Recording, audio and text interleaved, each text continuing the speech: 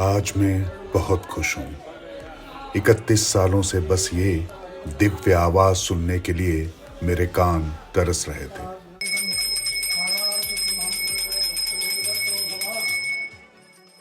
आज सुबह इस घंटे की आवाज और जयकारे के नाद ने मेरे 31 साल के वनवास पर विराम लगा दिया। वैसे इस बारे में जब मुझे रात को पता चला तो मेरा रोम रोम हर्षोल्लास से प्रफुल्लित हो उठा, जैसे मैं फिर से जीवंत हो गया हूँ।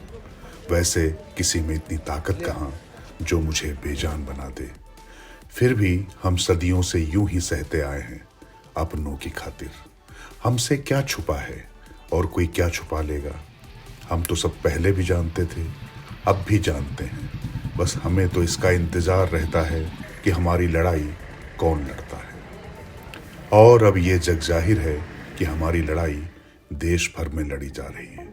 हमारे होने के सबूत सामने आ रहे हैं। वैसे ये सबूत सैकड़ों सालों से मौजूद हैं, लेकिन कुछ लोगों ने स्वार्थवश या कहें किसी के वशीभूत होकर हमारे साक्षात सबूतों को देखकर भी अनदेखा किया। करते रहे लगातार। मेरी अपनी दरो दीवार से लेकर तहखाने तक में मैं खुद मौजूद हूँ, लेकिन कुछ लोगों को मैं दिखते हुए भी नहीं दिखता था। ऐसा सालों तक चला, लेकिन इसी में बहुत सारे लोगों को मैं रोज रोज दिखता था, और वो रोज रोज मुझे मेरी जगह दिलाने के लिए कस्में खाते थे। लाठियां भी खाई, कोर्ट के दरवाजे पर दस्तक दी, लेकिन कहते हैं ना कि समय बहुत बलवान होता है, और जब समय आता है तो सारी समस्या का समाधान खुद ब खुद होने लगता है। मेरे मामले में भी तो यही हुआ है। बिना किसी कसूर के बस कुछ लोगों को खुश करने के लिए मुझे रातों रात कैद कर दिया गया। उन्होंने ये भी नहीं सोचा मुझे भोग कौन लगाएगा। कहाँ तो मुझे रोज उठाया जाता था, नहलाया जाता था, सुलाया जाता था, और अचानक मुझसे मेरा सब कुछ छीन लिया गया।